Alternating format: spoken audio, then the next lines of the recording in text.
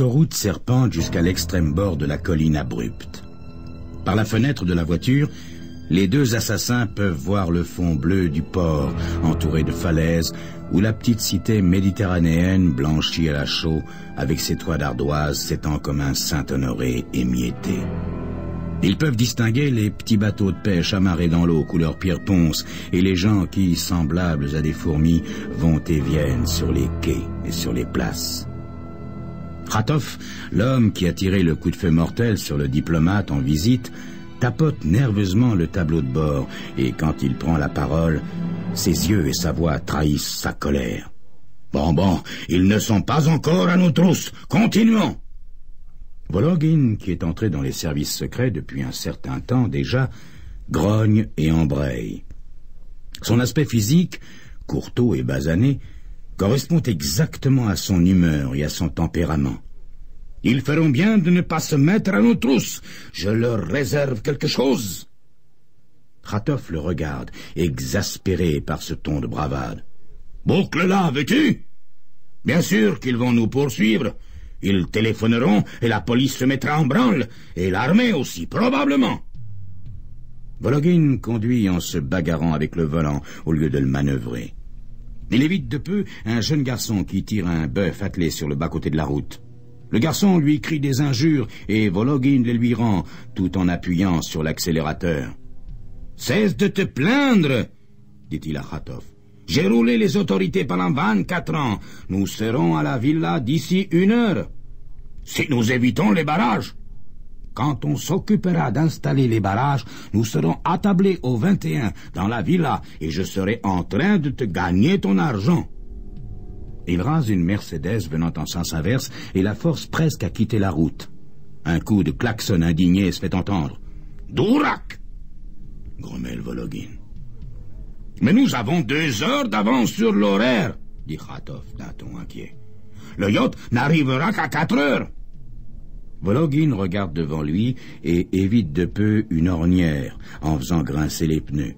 « Nous n'y pouvons rien, explique-t-il. Nous avions ordre de lui tirer dessus dès qu'il débarquerait. C'est leur faute et non la nôtre si le yacht officiel avait 2 heures d'avance.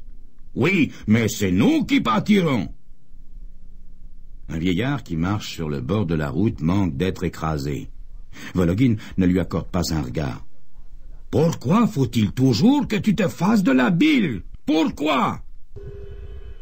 Khatov n'en sait rien. C'est un anxieux. Il n'y peut rien. Pendant 2 jours, ils sont restés cloîtrés dans la sordide petite chambre meublée donnant sur le quai, et il s'est rongé les sangs. Puis, le yacht officiel est arrivé et a acheté l'ancre, et le diplomate est descendu à terre en compagnie d'un groupe de dignitaires moins importants. Les hommes des services secrets et les policiers en uniforme ont repoussé tout le monde sur le quai, et Vologin, qui regardait par la fenêtre, a grommelé « Des valets, tous des valets. Je voudrais leur envoyer une balle dans la nuque, à eux aussi. » Trempé de sueur, agité, Khatov l'a écarté pour passer le canon du fusil par la fenêtre, repérant sa victime grâce à la lunette de visée. Il a ainsi distingué le diplomate aussi nettement que si ce dernier était un acteur sur une scène. Khatov a amené le réticule sur la poitrine de l'homme. Et il a hésité. « Nous ne devrions pas faire ça, » a-t-il chuchoté. « Nous sommes trop avance sur l'horaire. Nous allons être coincés pendant 2 heures dans cette villa déserte pendant que la police nous recherchera. »« Mais que veux-tu dire? Nous ne devrions pas faire ça, » s'est exclamé Vologin. « Nous ne sommes pas des citoyens privés qui ont le droit de changer d'avis. Nous n'avons pas le choix. L'ordre est de l'abattre dès qu'il débarquera. Passe-moi le fusil si tu as peur. » Mais Khatov ne recule pas devant un assassinat. Il se retourne vers la fenêtre et vise de nouveau le diplomate qui se trouve toujours sur le quai, serrant des mains, riant. Khatov peut voir ses lèvres remuer. Il appuie sur la détente d'un geste convulsif. Au moment où ils se sont enfuis de la maison, ils ont heurté une femme enceinte qui montait l'escalier. Vologin l'a écarté brutalement, mais Khatov, prenant soin de ne pas la toucher, s'est excusé à voix basse. En grimpant dans la voiture qui les attendait, Vologin a dit « On aurait dû la tuer, elle aussi. Elle va leur donner notre signalement. » Khatov n'a rien répondu. Il songe à l'étrangeté de la coïncidence. Il vient de tuer un homme et de rencontrer, aussitôt après, une femme qui va mettre au monde un nouvel être humain. C'est ainsi que l'équilibre se rétablit, songe-t-il. Mais Vologin a eu raison, ils auraient dû la tuer. L'angoisse commence à l'envahir. 45 minutes plus tard, la route grimpe toujours. Les montagnes sont rares, striées de ponces, piquées de broussailles vertes qui ressemblent à des taches de lèpre. Khatov est malade d'appréhension. À chaque nouveau tournant, il s'attend à voir se dresser un barrage et il ne cesse de passer sa main droite sous son veston pour tâter la crosse du Moser accrochée dans un étui sous son aisselle.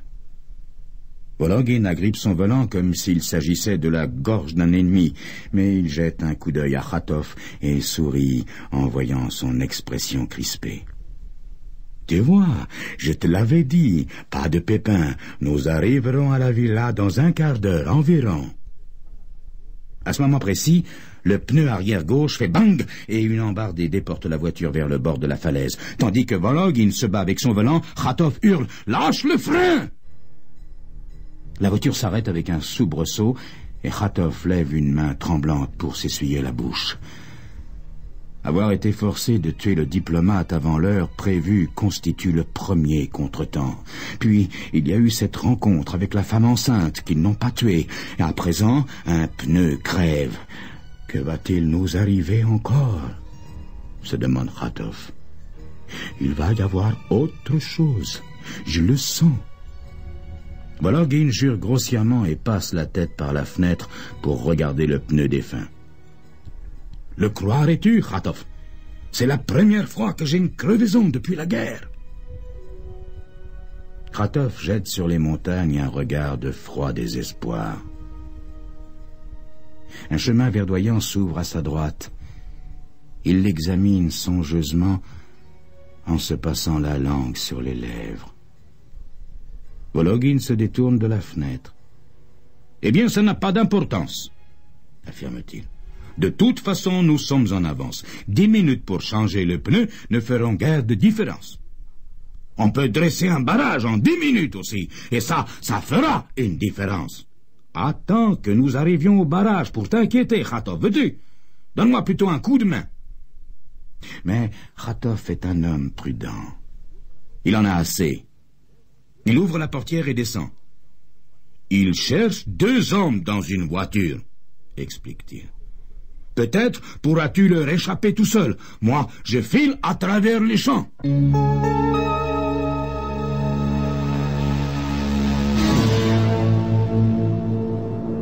Vologin en est demeuré sidéré. Mais bientôt... « Tu es fou, Khatov. Si tu vas à pied, ils t'attraperont aussi facilement qu'un lapin blessé. Allez, remonte. » Khatov secoue négativement la tête et se détourne. « Je te retrouverai à la villa. Si du moins nous leur échappons tous les deux. Bonne chance, Vologin. Khatov, tu es fou. » Khatov fait mine de ne pas entendre. Il traverse la route en courant et se réfugie dans un ravin broussailleux. Il a fait pendant 10 ans le métier le plus risqué du monde. Il ne va pas maintenant se jeter aveuglément dans la gueule du loup. De la prudence, de la prudence. Vologin est un imbécile qui se fie trop au hasard. Il soulève un nuage de poussière tourbillonnante tandis qu'il descend le ravin pour gagner une petite vallée. L'endroit est sans vie, inculte. Son agriculture a décliné des années auparavant.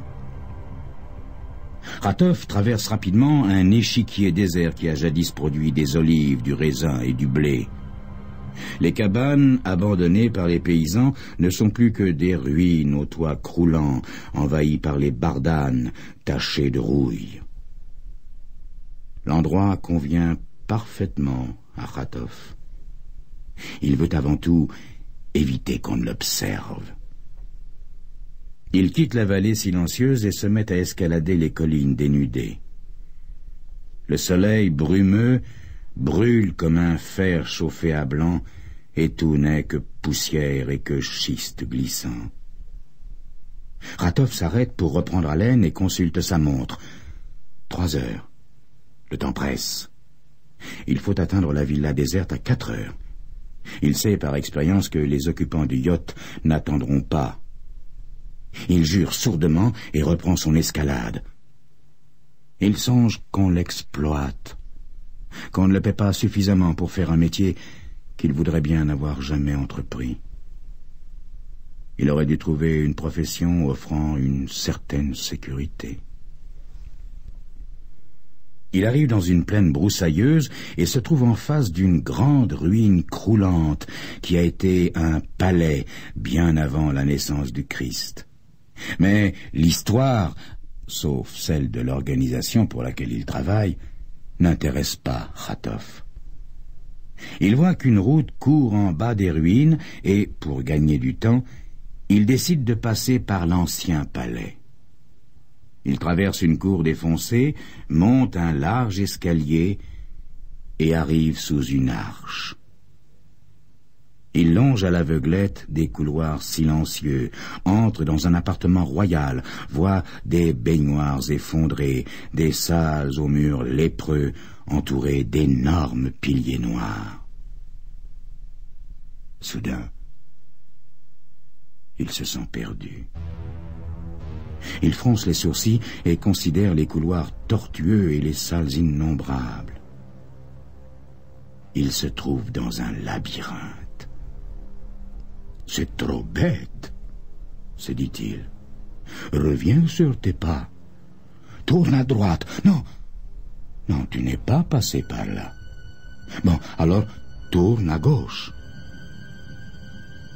Il consulte sa montre. 3h20. Inquiétant. Très inquiétant.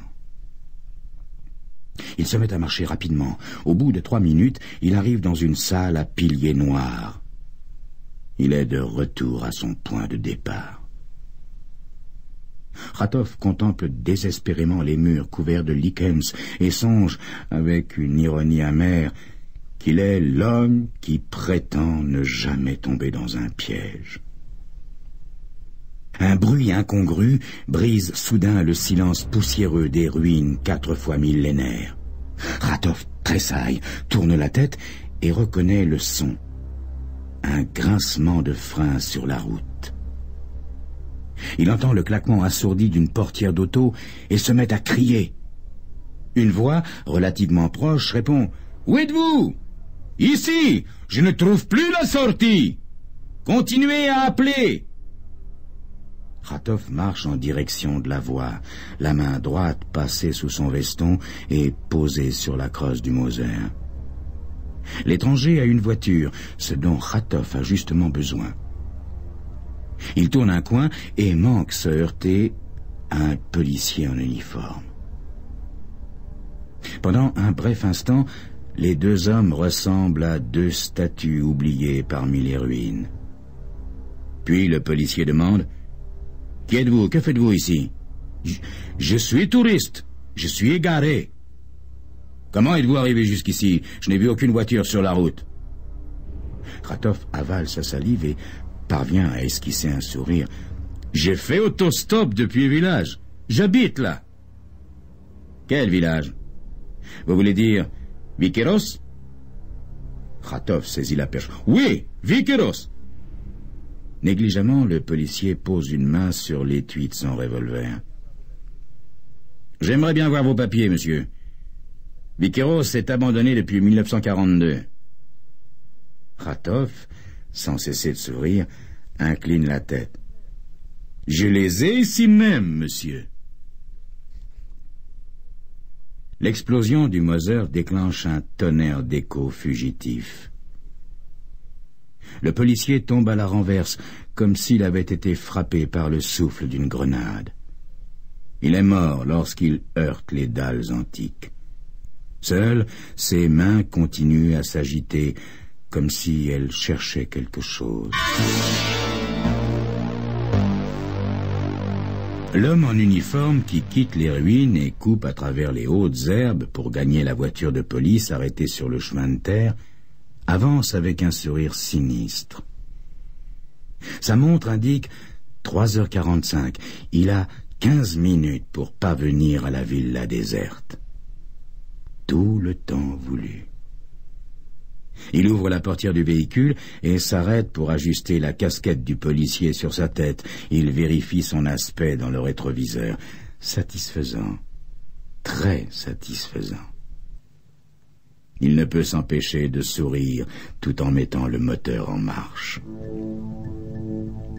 La vieille demeure se trouve au bout d'un promontoire et elle s'accroche obstinément, malgré sa décrépitude, à la côte rocheuse. Khatov descend paisiblement la route bordée d'arbres. Il prend un tournant et, à travers le feuillage, aperçoit les murs de calcaire qui luisent devant lui. Il se demande si Vologin est également parvenu à destination quand il entend un coup de feu. Il serre les freins, saisit son pistolet, ouvre la portière et se tapit sur le chemin tout en examinant les broussailles. C'est alors qu'il voit une autre voiture de police s'arrêter sur l'allée herbeuse devant la vieille maison. Un coup de revolver claque de nouveau quelque part. Il hésite. Ce n'est pas après lui qu'ils en ont, puisqu'il porte un uniforme de police. Et ils n'ont pas pu retrouver le cadavre, puisqu'il l'a caché dans les ruines 10 minutes plus tôt seulement. Vologin a dû arriver à la villa, et il est là, à attendre. Mais il n'est pas venu seul. Il a trouvé le moyen de se faire suivre par la police. « Je le savais !» se dit rageusement Khatov. « L'imbécile ! Il trouve toujours moyen de s'attirer des ennuis, et maintenant il va falloir que je le tire de là. » Il traverse les fourrés courbés en deux et s'approche des murs de la villa. Puis il s'arrête, reprend son souffle et regarde autour de lui. Un policier armé est debout derrière un pin. Il fait signe à Khatov de descendre vers lui. « J'ai donné la chasse à un de ces assassins !» crie-t-il. « Il est dans le patio. Puisque vous êtes là, nous allons l'encercler !» Khatov incline silencieusement la tête en regrettant que le policier soit trop loin pour qu'on puisse tenter de le tuer. Mais il ne veut pas démasquer ses batteries avant d'être certain de réussir. Puis, il a une inspiration. Il fera mine d'aider à capturer Vologin, et quand le policier ne sera plus sur ses gardes... Khatov agite le bras et se glisse à travers les broussailles jusqu'à l'extrémité nord du mur croulant du patio. Il entend Vologin échanger un coup de feu avec le policier et sourit. Son ami va avoir une belle surprise. Il s'approche du mur et lève la tête pour regarder le patio, vaste et envahi par la végétation comme un jardin secret de conte de fées. Vologin est tapis 60 mètres plus loin, derrière une vieille statue de marbre, et il scrute les fourrés avec l'attention crispée d'un homme qui s'attend à recevoir un coup de feu. Khatov, sans cesser de l'observer, se met à escalader le mur. Il voit Vologin se redresser brusquement et lever son pistolet, mais le policier a été plus prompt que lui. Une détonation éclate dans les fourrés et la tête de Vologin se rejette en arrière. Il pivote grotesquement, perd l'équilibre et s'écroule la tête la première sur les dalles.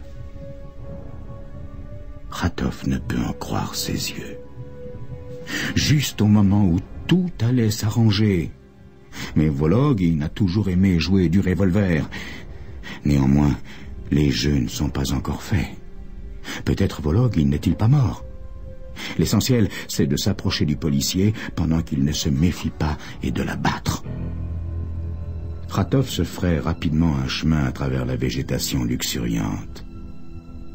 Vologin de la bouche duquel coule un filet de sang, lève la tête et voit s'approcher Khatov.